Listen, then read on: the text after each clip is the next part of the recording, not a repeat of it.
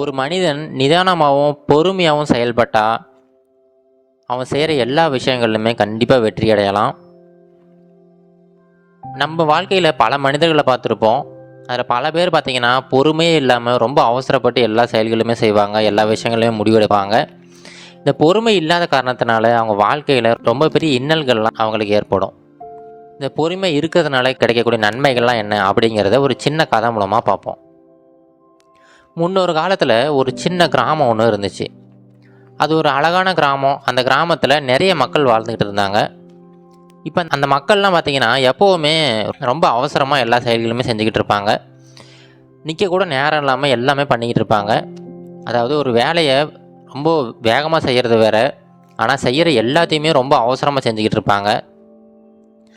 இதனால் அங்கே இருக்கிற எல்லா மக்களுக்குமே மன அழுத்தம் அதிகமாகிட்டே போச்சு. இப்போ இதை வந்து அந்த ஊர் தலைவர் எப்படியாவது கட்டுப்படுத்தணும், இந்த மக்களுக்கு ஒரு நல்ல ஒரு புத்தி புகட்டணும் அப்படின்னு சொல்லிட்டு ஒரு முடிவு எடுக்கிறாரு. இதுக்காக யோசித்து பார்க்குறாரு. அவர் யோசிச்சுட்டு பக்கத்து ஊர்லேருந்து ஒரு ஜென் குருவை அங்கேருந்து கூட்டிகிட்டு வராரு. அந்த ஜென் குரு பார்த்திங்கன்னா ரொம்ப பொறுமையாக இருக்கிற ஆள், ரொம்ப அமைதியாக இருப்பார்.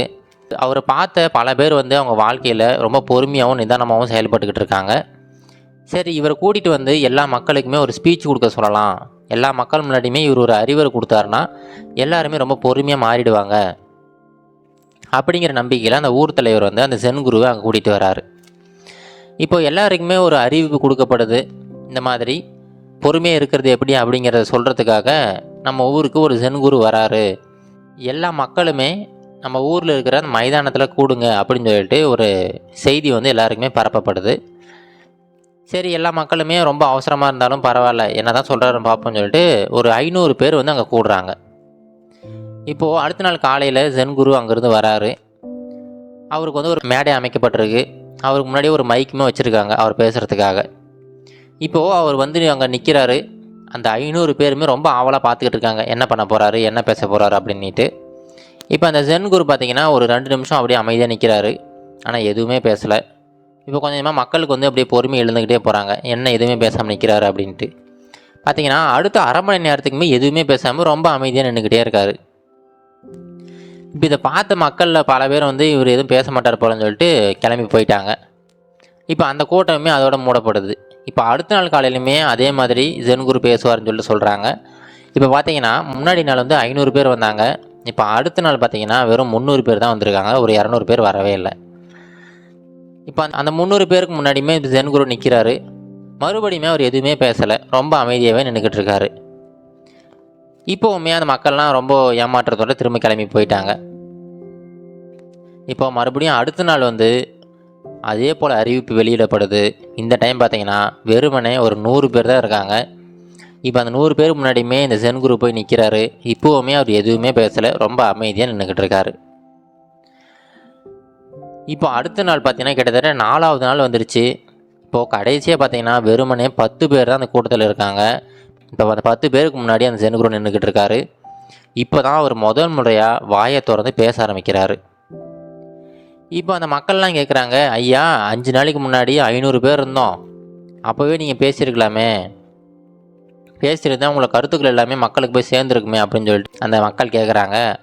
அதுக்கு அந்த ஜென் குரு சொல்கிறாரு, இங்கே பாருங்கப்பா, இப்போது உண்மையிலேயே ஒரு எவ்வளோ பெரிய கூட்டம் எடுத்துக்கிட்டாலும் சரி, அந்த கூட்டத்தில் உண்மையிலேயே அதை வந்து கற்றுக்கணும் அப்படிங்கிற விருப்பப்படுறவங்க ஒரு 10 பேர் தான் இருப்பாங்க. மற்றவங்க எல்லாருமே ஒரு ஆர்வத்தினால வேகமாக வருவாங்க. ஆனால் அவங்க எதுவுமே அதுலேருந்து அவங்க கற்றுக்க மாட்டாங்க. அவங்க பாட்டுக்கு அவங்க வந்து இதை பார்த்துட்டு திரும்ப வேறு ஒரு வேலைக்கு அவங்க பாட்டுக்கு போய்கிட்டே இருப்பாங்க. அதனால் யாருக்குமே எந்த பிரயோஜனமே கிடையாது. அதனால தான் நான் வந்து 4 நாளுமே எதுவுமே பேசலை. நான் பேசாததுனால பார்த்தீங்கன்னா அந்த மக்கள் எல்லாருமே அவங்களோட பொறுமையை வந்து கொஞ்சமாக இழந்துட்டு எல்லாருமே கிளம்பி போயிட்டாங்க. உண்மையிலேயே அவங்களுக்கு வந்து கற்றுக்கணுங்கிற ஆர்வம் கொஞ்சம் கூட கிடையாது. இப்போ உண்மையிலே இந்த நான் சொல்ல வர விஷயம் என்ன அப்படிங்கிறத கற்றுக்கிறதுக்கு உண்மையிலே விருப்பப்பட்ட அந்த 10 பேர் மட்டும்தான் முன்னாடி நிற்கிறீங்க. இப்போ உங்களுக்கு நான் சொல்லிக் கொடுத்தேன்னா அந்த நீங்கள் போயிட்டு மற்றவங்களுக்குமே சொல்லிக் கொடுக்கலாம். இது அப்படியே ஊர் ஃபுல்லாக பரவும். அதை தவிர்த்து நான் வந்து கடமைக்காக அந்த 500 பேர் முன்னாடி வந்து ஒரு சொற்பொழிவு மாதிரி ஆட்டிட்டு போனோன்னா வச்சுங்களேன், யாருக்குமே பிரயோஜனம் இல்லாமல் போயிடும். மறுபடியும் எப்பவும் போல் அந்த ஊர் வந்து அமைதியே இல்லாமல் ரொம்ப பரபரப்பாக எல்லாருமே ரொம்ப வேகமாக ஓடிக்கிட்டே தான் இருந்திருப்பாங்க அப்படின்னு சொல்லிட்டு சொல்கிறாரு. அதுக்கப்புறம் இவர் சொன்ன வந்த கருத்துக்கள் எல்லாமே அந்த மக்கள்கிட்ட அந்த 10 பேர்கிட்ட சொல்கிறாரு. அந்த 10 பேர் போயிட்டு அப்படி 100 பேர்கிட்ட அப்படின்னு சொல்லிட்டு எல்லாருக்கிட்டையுமே அந்த கருத்துக்கள்லாம் பரவுது. பொறுமையாக கொஞ்சம் கொஞ்சமாக அந்த ஊரில் இருக்க எல்லா மக்களுமே பொறுமையாக இருக்கிறது எப்படி அப்படிங்கிறத ரொம்ப சுலபமாக கற்றுக்கிட்டாங்க. அப்போயிலேருந்து அவங்க ஊர் பார்த்திங்கன்னா ரொம்ப அமைதியாக, ரொம்ப பொறுமையாக, ரொம்ப மகிழ்ச்சியாக எல்லாருமே வாழ்ந்துக்கிட்டு இருக்காங்க. இந்த கதையில் பார்த்தது போல தாங்க நம்ம வாழ்க்கையிலையும் ஏதாவது ஒரு விஷயம் சாதிக்கணும் அப்படின்னு சொல்லிட்டு வேகமாக ஓடிக்கிட்டே இருப்போம்.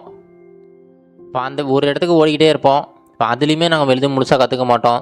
அங்கே பாதியில் விட்டுட்டு வேற ஒரு விஷயத்துக்கு போயிடுவோம். அங்கேயும் முழுசாக கற்றுக்க மாட்டோம். அதையும் விட்டுட்டு வேற ஒரு இடத்துக்கு போயிடுவோம். இப்படி நம்ம தாவிக்கிட்டே பொறுமையே இல்லாமல் தாவிக்கிட்டே இருக்கிறதுனால வாழ்க்கையில் நம்ம நினச்ச அந்த இலக்கை நோக்கி நம்மளால் போகவே முடியாது. அதனால் எந்த ஒரு விஷயம் எடுத்துக்கிட்டாலுமே கொஞ்சம் பொறுமையாக இருந்து பழகுங்க. ஏன்னா நீங்கள் பொறுமையாக இருந்தால் மட்டும்தான் உண்மையிலேயே அங்கே என்ன நடக்குதுன்னு உங்களுக்கு தெளிவாக புரிய வரும். நீங்களுமே முழுசாக அதை கற்றுக்க முடியும். உங்கள் வாழ்க்கையிலுமே அதை நீங்கள் அப்ளை பண்ணி ரொம்ப பெரிய ஒரு வெற்றியாளராக மாற முடியும். அதனால் இதை மட்டும் ஞாபகம் வச்சுங்க. எந்த சூழ்நிலையிலுமே இந்த பொறுமையை மட்டும் கைவிட்டுறாதீங்க. கொஞ்சம் பொறுமையாக இருங்க. அது எவ்வளோ பெரிய சிக்கலாக இருந்தாலும் சரி, அதுக்கும் கொஞ்சம் டைம் கொடுத்தீங்கன்னா அந்த காலம் அப்படிங்கிறது கொஞ்சம் கொஞ்சமாக உங்களுடைய பிரச்சனைகள் எல்லாமே சால்வ் பண்ணி ஒரு சுமூகமான நிலைக்கு கொண்டு வந்துடும். அதனால் இந்த பொறுமையை மட்டும் எப்போ கைவிட்டுறாதீங்க. இப்படி பொறுமையாக இருந்தீங்கன்னா உங்கள் வாழ்க்கையில் எப்போவுமே வெற்றி நிச்சயம். இது கரேஜ் டு ஆக்ட் மோட்டிவேஷன் கதைகள்.